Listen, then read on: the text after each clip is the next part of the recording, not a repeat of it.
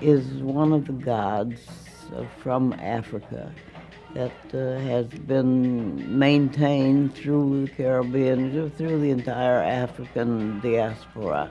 Shango is very strong, a god that one associated with an iron will and a determination that it could bring things about, bring them to happen for good or for bad if needed. And I'd say Shango was probably the strongest of the African gods. And he was worshipped all through the Caribbean and South America. And every place that I went, a Shango ceremony was bound to be an important one. You know, you might have one to Agwe or Ogun or whatever, and they were vivid, colorful, and so forth. But Shango, you knew there would be something that would be extraordinary, that would be very strong and very powerful. And our Shango was a combination of a boy possessed, if you saw this on stage, a boy possessed by Damballa, who is the serpent god, and who is my lead god. The boy was possessed of Damballa, but Shango was the god who came in and really took over the whole ceremony.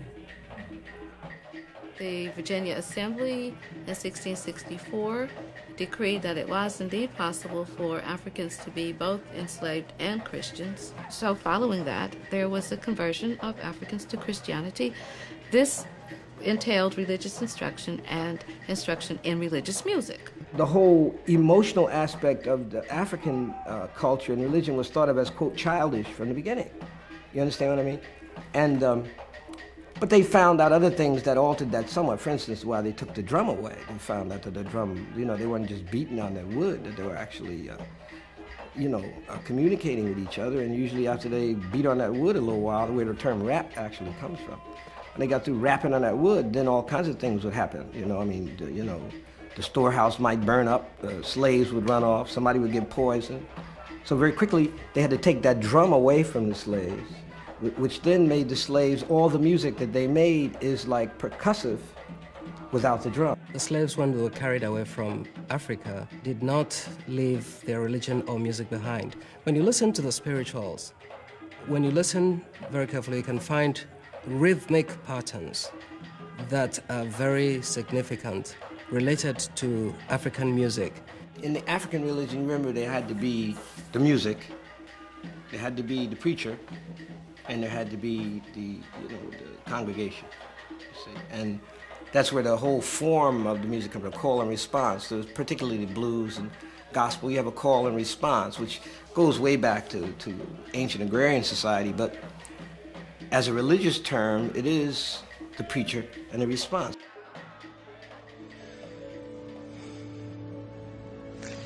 Can I play something for you? No? Yeah. No, Ray? Yeah, right now. Right No. now. Ray? Ray? Oh, it's right there. You got it? Okay, yeah. Yeah, that's all right. Now you go ahead and play. I'm gonna close these drapes. All right. I don't want no neighbors looking in. Well, I got a woman way over town. It's good to me. Oh, yeah. I got a woman way over town. Ray? It's good to me.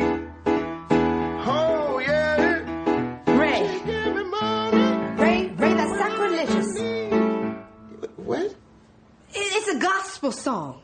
Particularly blues and gospel goes way back to ancient agrarian society. I know what it is. I wrote it. When you listen very carefully, you can find rhythmic patterns that are very significant, related to African music. I mean, you told me to find my own voice. Goes way back to ancient agrarian society, but as a religious term, it is the preacher and the response. Well, B, this is it. But it ain't right to be changing gospel music, and it is. And what? It's devil music, evil music. You think I'm evil, B?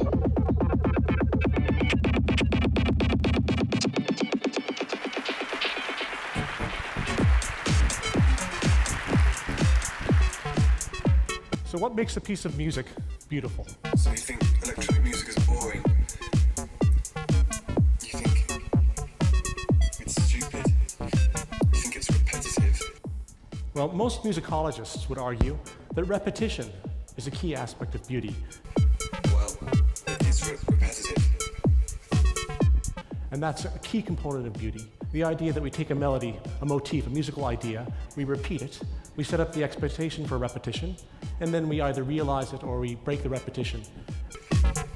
Well, it's repetitive. Jamie Principle actually wasn't a DJ, but he was one of the first. I think he probably made the first house record. That was like the basis. What I used to do though is, like for the choirs and stuff at the church I would play, there. I would bring a mixture of like R&B into gospel music. Gospel music. Gospel music, which was at the time kind of taboo. It ain't right to be changing gospel music, and it is. But got used to it. So I don't know. It was like I got tired of. I guess with church music, it seems like you're restricted. So I started branching out, doing my own thing. We use special tricks with the computer.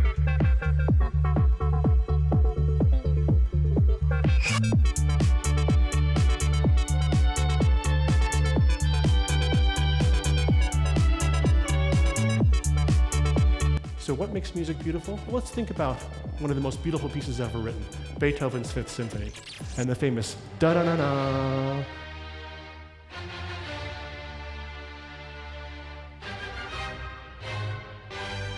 That motif occurs hundreds of times in the symphony, hundreds of times in the first movement alone, and also in all the other movements as well. So this repetition, the setting up of this repetition is so important for beauty.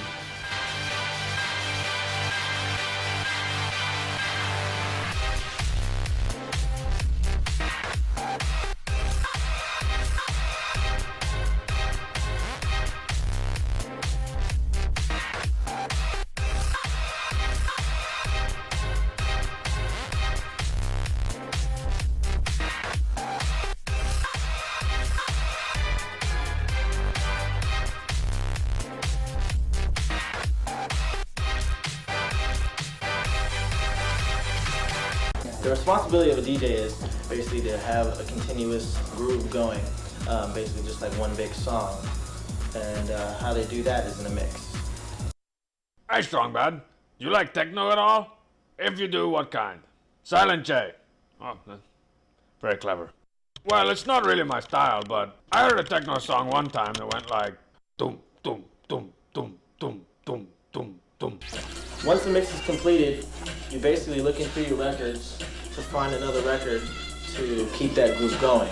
And then this other part came in and it was like dum dum dum dum dum dum dum dum. And it's good to know your music too, because if you don't know your music, you're either gonna bring up the energy level or you're gonna drop it. And then there's always some kind of high-pitched noise, you know, or like a siren. It's like and of course they have to put in the obligatory old movie quote from some sci-fi movie. It's like the system is down, the system is down, the system is down, the system is down. So you want to keep a groove going, you want to keep the energy level at a certain level. Either you want to bring it up or drop it, or you want to keep it at the same level. So what's going through my mind is basically looking for the next record to keep in with that idea. Boot. Cat. Boot, cat, boot, cat, boot, cat, boot, cat, boots, cats, boots, cats, boots, cats, boot. Knee-high boots and cats and boots and cats and boots and cats and boots and cats and boots, leather boots, leather boots, leather boots, leather boots, leather boots, leather boots, leather knee-high boots and cats and boots and cats and boots and cats and boots and cats, leather boots and cats and boots and cats and boots, leather cats, leather boots, leather knee-high boot, B, B, B, B, B, B, B, B, bees, bees, bees, bees, bees, bees, bees, bees, bees.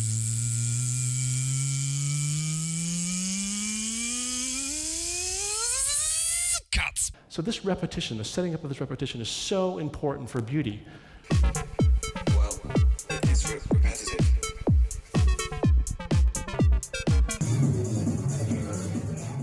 How would you say the kind of music that you play in your club could be used as a consciousness-raising mechanism for the people that listen to it? The music that we play is termed or called trance music. The same with the shamanistic thing. The shaman would lock into a trance. The same is true of this music. It's trance music, it's hypnotic. You don't just dance along with it, you lock into it, you completely, if you like, lose yourself or the ego dissipates, you lock into the music, you are a part of the music, you're conducting the music if you like. You're selfless. That I can see possibly could be quite frightening to a lot of people, to let go of the ego, even if it's for 5 hours, to not know what they're doing, to have faith in a rhythm. To become entranced by the music means a surrender, a certain surrender to it.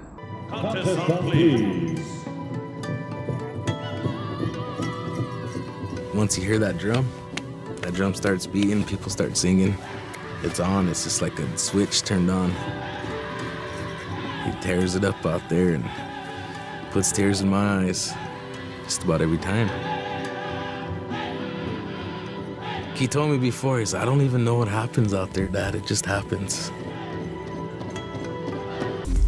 I enjoy the psychedelic experience of raves. I enjoy the visual stimulation, the audio stimulation of the sound. It's no more abstract or strange than marching on an army parade ground. It's exactly the same thing. A soldier will march and march and march, and he'll feel extreme pain, and he'll go through that pain and keep on marching to the point where it becomes automatism. It's exactly the same principle. He will just go and go and go, and the march is inside him then. He's not marching any longer. You know, the two things are one. Through electronic dance music, you can really understand life and everything. And I know, speaking for myself, it's just like, I've been going to pubs for a long time, and just lately, you know, I feel so clued into everything, just with the way this music is like affecting me, you know. And I don't understand necessarily what's going on, but there's something going on, and I agree 100% with them there. The rhythms that are in these songs are just reach inside you and grab you and just take you out beyond. The essence for me to all of the dancing is shamanistic. When people, if they're at a rave for 20,000 people or 10 people and they dance, they're getting into the shamanistic realm, whereby they're tapping into a certain rhythm, or essentially people tapping into certain rhythms, and the rest of the people are following them. I think this is in every dance, in every society, without us even knowing it. The whole essence of it is quite primitive. Goes way back to ancient agrarian society. When that drum beats, that's just like your heartbeat. I feel powerful. I feel strong. There's nothing like it. You just feel like you're thunder. When I'm dancing, I feel like I'm on air, on the clouds. Dance is story. And you're telling your story. That's who you are. When you're out here dancing, the past is with you. And I suppose the whole shamanistic thing is, the shaman was a healer, and dance to me has to be therapeutic. That magic that's created on a dance floor, that unity when people do let go and they do gel together, has to go back out into the street, and that has to go out in daytime, not in a nocturnal sense, which is what a club is. It has to go back out into the populace. I almost believe that when this energy is created, people are suddenly very open to anything. I mean, evolution, if that's what you want to call it, they are going up a rung. But it has to go out. It can't, it becomes stagnant if it just remains in a club. I don't personally believe that people can dance together for hours and hours and not be affected, and not drop the social barriers or the class restrictions that have been imposed on them through indoctrination. But how to retain that is the difficult thing. I think if there's a consistency and it keeps on going and going and going, and people realise they are playing like children and dancing with people from every background, then hopefully that won't become indoctrinated, will become a part of their character. And they'll spread that to their friends and on and on and on, you know, like a butterfly effect.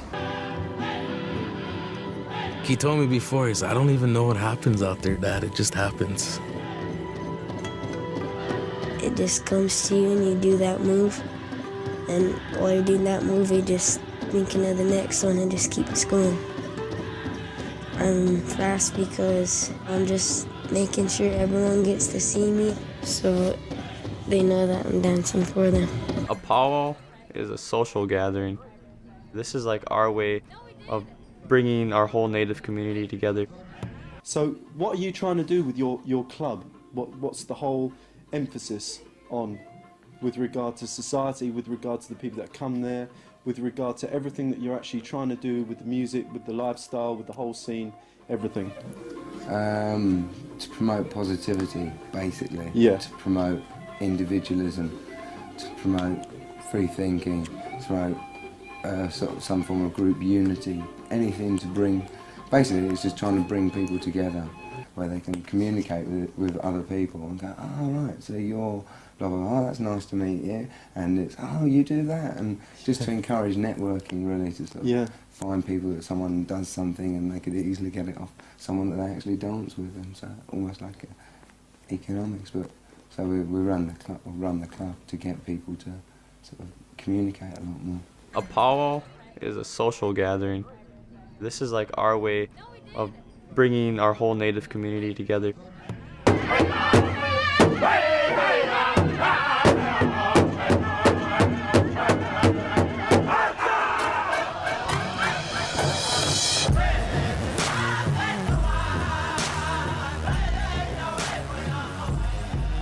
When you're dancing for the ones that can't dance anymore. That's what they say. So you dance hard, so the ones that are watching that can't dance, or the ones that aren't able to make it to the powwow, can feel those feelings from here.